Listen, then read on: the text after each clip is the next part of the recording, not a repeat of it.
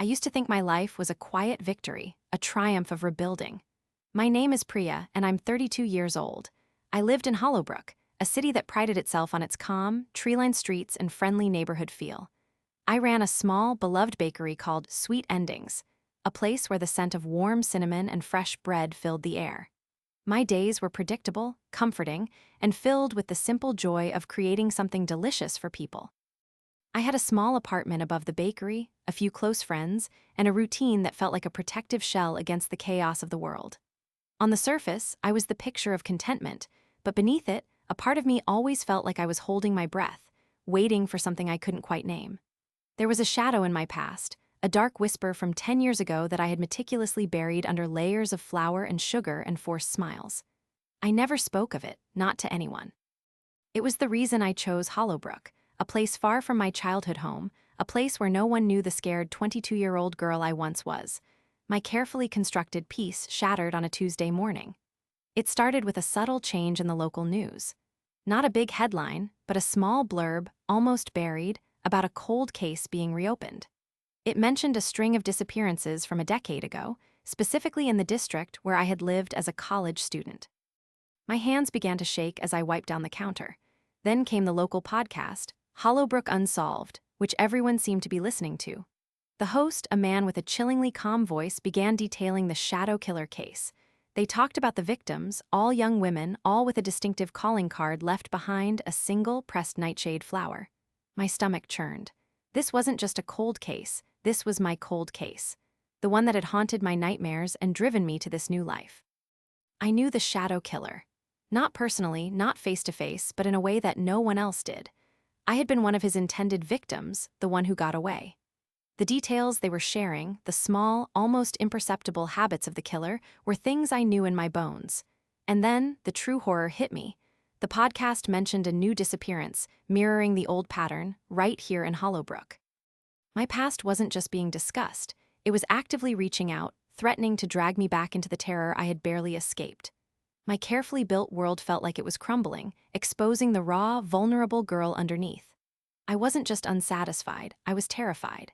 The monster I had spent a decade trying to forget, the one I had thought was safely locked away in my memories, had returned, and this time he was in my city, my home. He was my nemesis, reborn. I couldn't just stand by and watch. The police, from what the podcast implied, were chasing old leads, focusing on the past, but I knew in my gut this was different. The killer was back with renewed vigor. My first effort was to go to the police, to share what I knew, my unique perspective as someone who had narrowly escaped him. I walked into the local precinct, my heart pounding, and spoke to a detective named Miller. He was kind, but clearly skeptical. He saw a woman reliving trauma, not a witness with crucial information. He told me they appreciated my bravery, but were following standard protocols. I felt dismissed, ignored, and incredibly frustrated. My past experience, the very thing that made me uniquely qualified to help, was seen as a hindrance, a sign of instability. I left feeling utterly helpless. That night, unable to sleep, I started my own investigation. I pulled out old college yearbooks, scoured local archives for newspaper articles from 10 years ago, anything that mentioned the shadow killer cases. I remembered a small, distinctive detail about the killer's method, a way he'd stalked his victims, a particular type of observation. It was a detail too subtle for the general public, but it screamed at me from the shadows of my memory. I started retracing the steps of the new disappearance, matching it to the killer's old patterns.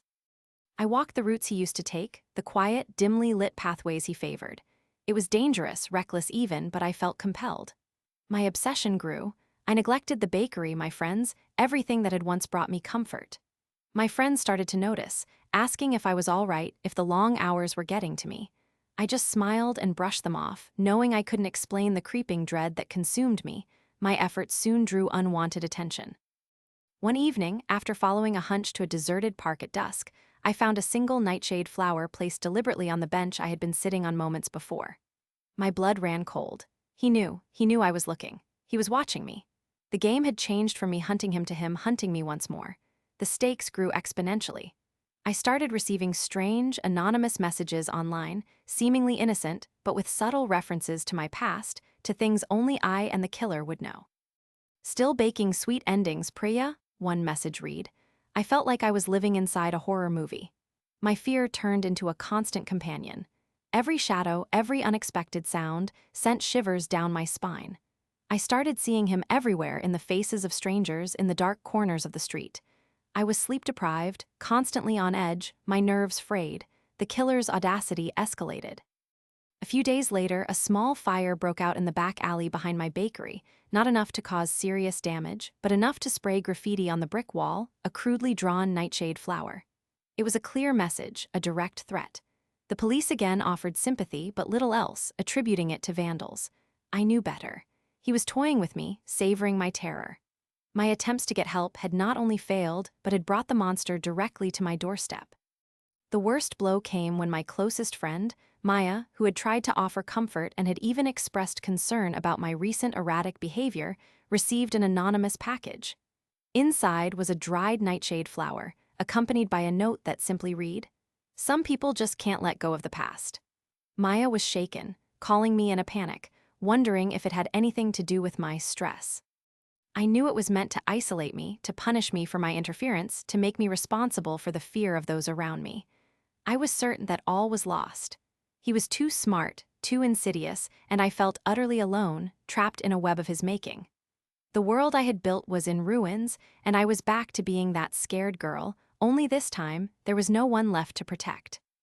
Reaching my absolute lowest point, I sat in the darkened bakery, the scent of stale bread mingling with the faint smell of smoke from the fire. Tears streamed down my face, but with each one a strange clarity began to form. He wanted me scared, isolated, broken. He wanted me to be his next victim, the one who got away but wouldn't this time. But I wasn't just a victim anymore. 10 years had passed, and while the fear was still there, so was a fierce resolve. I had survived him once, and I would survive him again. This wasn't about the police or proving anything to anyone. This was about my survival, and about finally putting an end to the nightmare that had shadowed my life. I knew his pattern, his ego, his need for control. I knew the dark spaces of his mind because I had almost been consumed by them. I decided I would play his game, but I would play it better. I had to use his obsession with me against him. I began to bait him. I posted cryptic messages on social media, hints about finally understanding the truth of the old cases, about having a missing piece. I deliberately made myself visible in places I knew he watched, always appearing alone, but always leaving a small, subtle clue that would only make sense to him, a slight deviation from my usual routine, a flash of recognition in my eyes. It was a dangerous gamble, risking everything, but I knew he couldn't resist. He wanted to see me break, but I was offering him something else, a final confrontation on my terms. My heart pounded with every calculated risk, every walk down a dark street, every moment I felt his eyes on me. I imagined his excitement, his hunger, as he believed he was reeling me in, but I was reeling him in too. I set my trap in an old abandoned clock tower on the edge of Hollowbrook, a place with a clear line of sight to the entire city, a place he would see as his ultimate stage. I sent him an anonymous message, a coded invitation, a challenge embedded in the language of the old cases, a reference to a detail only the true killer would understand. It was an invitation to meet, to reveal the missing piece I had hinted at. The night of the confrontation was cold and clear. I walked into the clock tower, the ancient gears groaning around me, the city lights twinkling far below. I carried nothing but my wits and a small, disguised camera I had managed to get from a tech-savvy friend. I had meticulously planned my escape routes, my defensive maneuvers. He arrived, a figure I instantly recognized despite the decade that had passed, despite the changes time had wrought. He was older, but the cruel intelligence in his eyes, the smugness, was exactly as I remembered. He was the man who called himself the Collector, a chilling moniker I knew from his old taunts. "Priya," he purred, his voice sending shivers down my spine. "You finally decided to join the collection." "No," I said, my voice shaking but firm. "I decided to end it." We played a terrifying game of cat and mouse within the tower. He spoke of his past victims, his methods, his pleasure in their fear, all while I subtly maneuvered him, ensuring the camera captured every word. I challenged his ego, his intelligence, twisting his own words back at him, pushing him to reveal more. He confessed to the new disappearance, to the fires, to everything.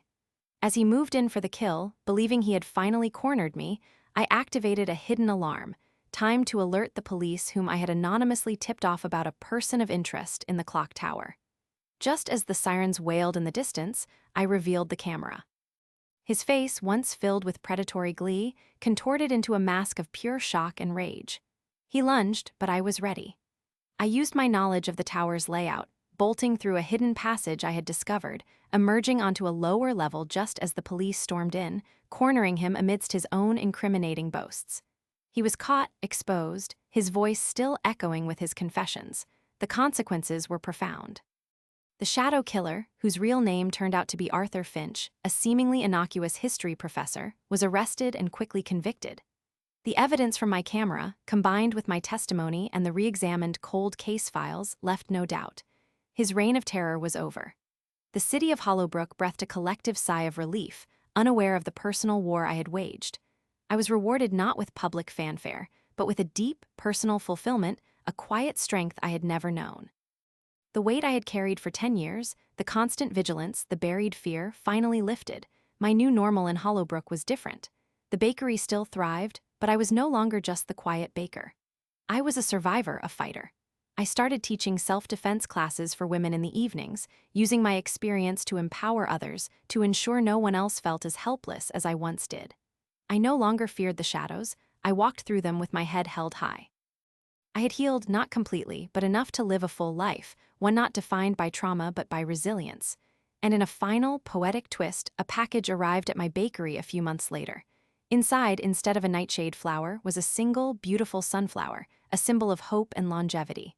A note, anonymous, simply read, "Thank you, Priya." It wasn't from the police or a friend. It was from Maya, my friend who had received the nightshade flower. It was her way of acknowledging the unspoken, of finally understanding the battle I had fought. It was a silent acknowledgement that I was not alone, and that my actions had not just saved myself, but had brought a flicker of light to others who had once stood in the killer's shadow. My story wasn't just about revenge, it was about reclaiming my life, and in doing so, perhaps, giving a piece of peace back to a fractured world.